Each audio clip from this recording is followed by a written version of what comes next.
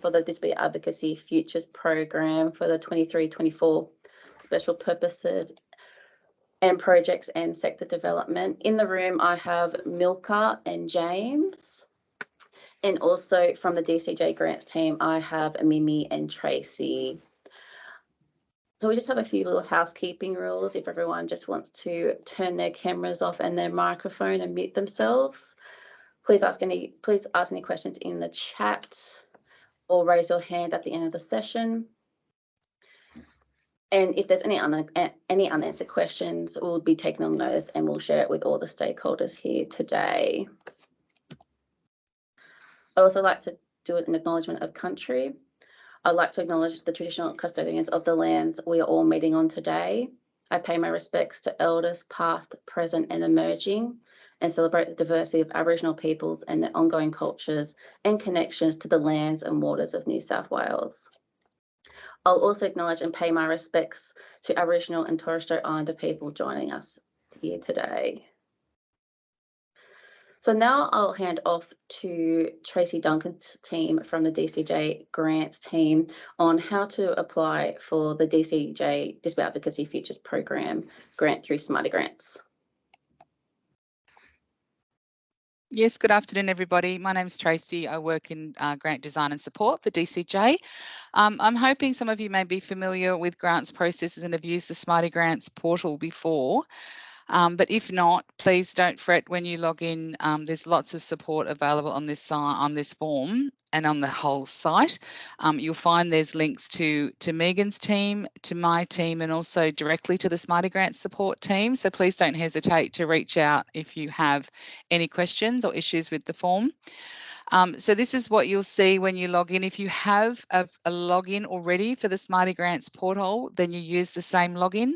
If you're new, then it'll ask you to register to the portal. And this will be the login you'll use throughout the entire process of this grants program. So for an application, and also if you are successful, you'll be receiving notifications through this portal, and the reporting will be required to be completed through this portal. So the form has lots of prompts and hints throughout as you move through each section. But as it says on the front here, you really need to become familiar with the program guidelines and also for any frequently asked questions. So whilst we are here to support you, the answers are in both of those documents. And I think my biggest tip for applying for a grant is it's like cast our minds back. It's a bit like a comprehension test. And it's an opportunity for you to show and shine with your ideas for the projects that meet the requirements and the objectives and the guidelines. So the form will navigate you through. I think also the important thing, I think it's on the next slide, Megan, is that there are the opportunities. There's a new function in here for those of you that used it before, the Smarty file. It's actually, it will store your registration. So any other grant program you apply for, it'll automatically bring you up so you can select your details. It's part of the New South Wales government's requirements to tell us once. So if you tell us once in this grant system, it will continue to hold your details.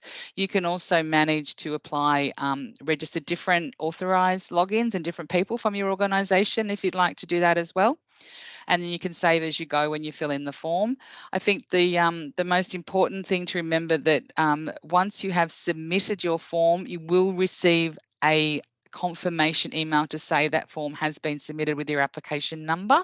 So if you do not have that, then you have not completed the steps properly.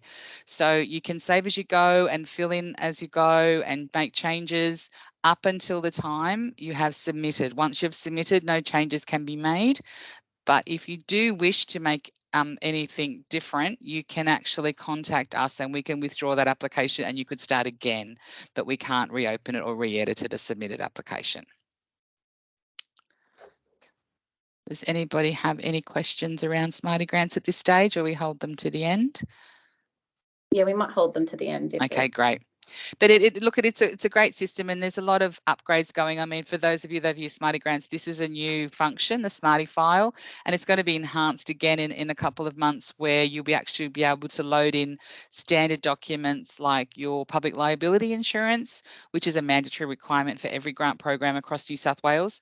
And it's also having a data upgrade. So from September, it will be Smarty Grants is the system of choice for a whole of government. So there's over 43 government agencies that will be using the Smarty Grants portal. So I would encourage you to consider using the Smarty Grants file. And importantly, for this program and every other, the guidelines are your key. Thank you. Thanks, Tracy. Okay, so for organisations and who is eligible, we have a list of organisations. So they must be an incorporated non-for-profit community organisation. They are also in the guidelines, be based in New South Wales and already operating in the state of New South Wales, and identifies or is known as a disability organisation. For organisations that aren't eligible, they are individuals and sole traders, local councils, state and federal governments, and for-profit and commercial enterprises. So the application process is quite streamlined. So the grant application opened on Monday, the 24th of July and closed at 5 p.m. on Monday, the 28th of August. Unfortunately, there will be no extensions, and the closing deadline, the closing date is the hard deadline. For eligible organisations, they can apply through the Smarty Grants DAFT link, which will be provided to you after this meeting. So what is the assessment process that we'll be going through for the DAFT grant? Tracy Duncan's team from the DCG Grants will assess all eligibility organisations before it goes to the independent assessors. Once the independent assessors make their recommendations, it'll go to the panel for review. Once the assessment panel will make their recommendations, it'll be the delegated decision maker who will consider the panel's recommendations and make the final decision. After this, applicants will be notified on the outcome of their application. So this is a quick little background on what organisations should include for their DAFT grant. Organisations must follow at least one of the following objectives, and that is to increase available supports to assist people with a disability in New South Wales to actively engage in their communities in a more informed and empowered way, or to further develop the New South Wales disability advocacy sector through quality improvement, collaboration and innovation. It's also to build stronger networks and learning opportunities for the New South Wales disability advocacy sector. So these are the possible projects that could be funded under the DAFT program, and that is to improve the development of high quality sustainable services and provide community information about access to New South Wales delivered or funded services. Support community operated initiatives to assist people with a disability to actively engage in their communities. And funds can only be used for activities and directly associated to the grant and must contribute to the achievement of the grants program objectives in the previous slide. Organisations must meet the assessment criteria, and there's 5. So that is demonstrated ability to meet the grant objective and outcomes in the previous slides, demonstrated capacity to deliver projects or activities for the target groups, demonstrated value for money, experience working with the target group, and community links and engagement with relevant stakeholders such as the other DAFT program. Organisations must have up-to-date and current insurance, and that means grant recipients must maintain current adequate insurance appropriate to the activities services funded under the grant. This is to cover any liability of the grant recipient might arise in connection with the performance and obligations under the grant funding agreement. And that must include, but not limited to, a minimum of 10 million public liability insurance. If any of the organisations today have any questions, please don't hesitate to contact the DAFT@Fax mailbox to ensure that you are eligible. Organisations can also submit a joint application. So if an organisation is found that they aren't eligible but want to continue doing a project, they can get a subcontracting arrangement with an organisation who possibly is eligible, and they can have the arrangement between the two. So this is, for example, an unincorporated community organisation can be a project partner to an eligible organisation. Once again, all the information is included in the DAFT frequently asked questions and the DCJ subcontracting policy. So the next steps are what happens when your organisation is successful for the DAFT grant.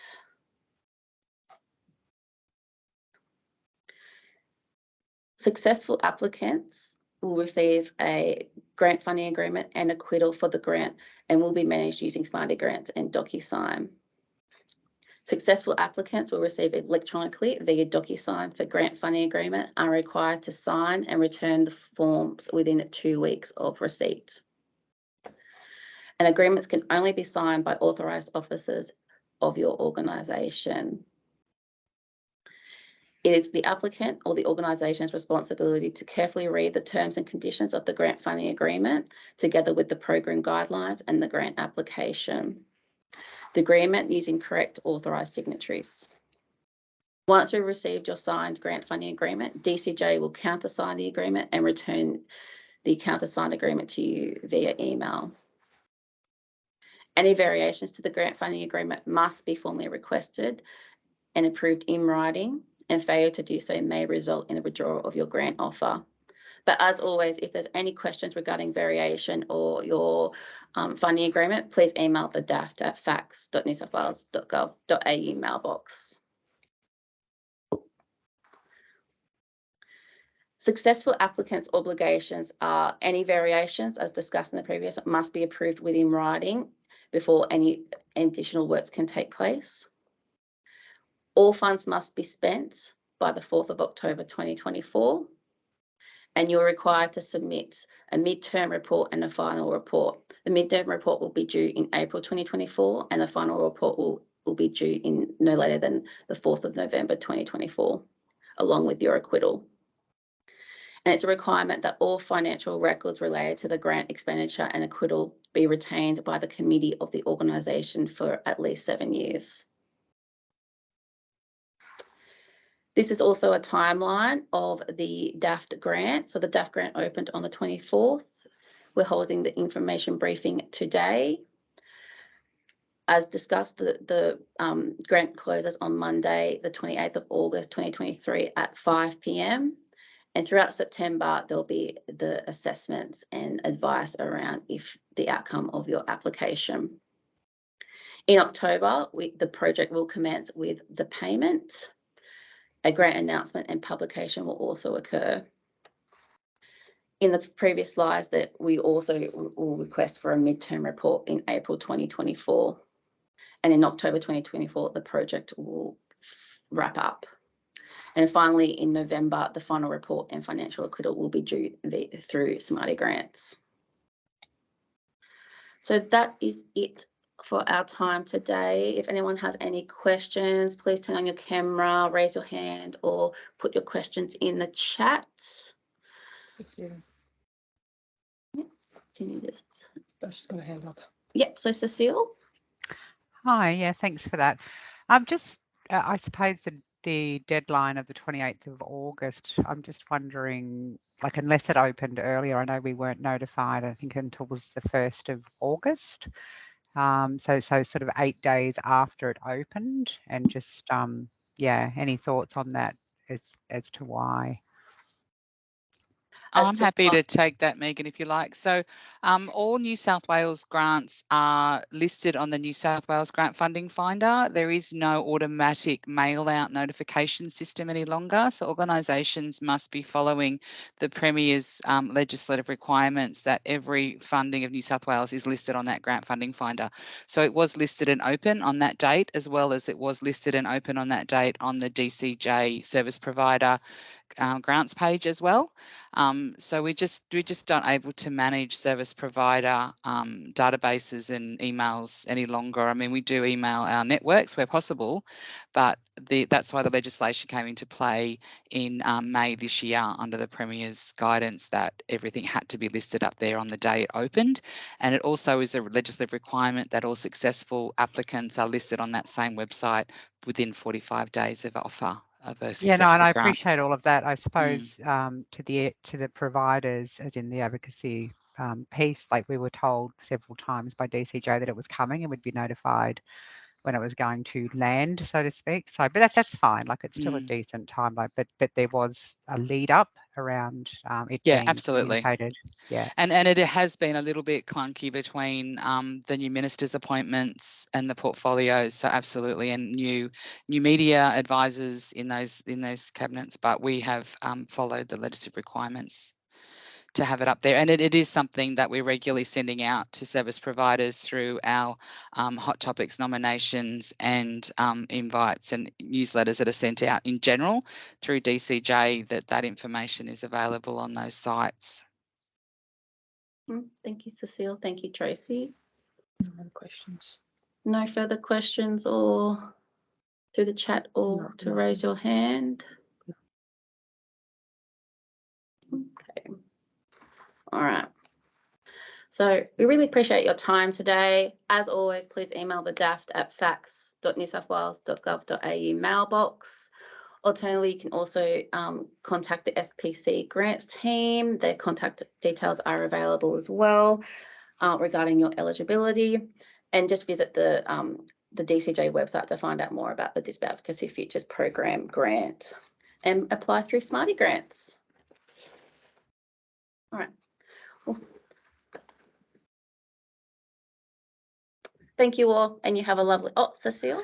Oh, no, sorry, I don't mean to be painful, but just a curious question just before we jump off, but is this open to broader than the advocacy sector? Is it? Yes. Yeah, it Definitely. is. Okay. Yeah, Yes. good on you. Thanks, guys. It's to all non-for-profit organisations that are eligible. Perfect. All right, then. Well, thank you so much for your time today. And Liz? No, I was just going to say thank you. That was it at the end. All right. Thank you, everyone. Have a lovely afternoon. Thanks, Megan.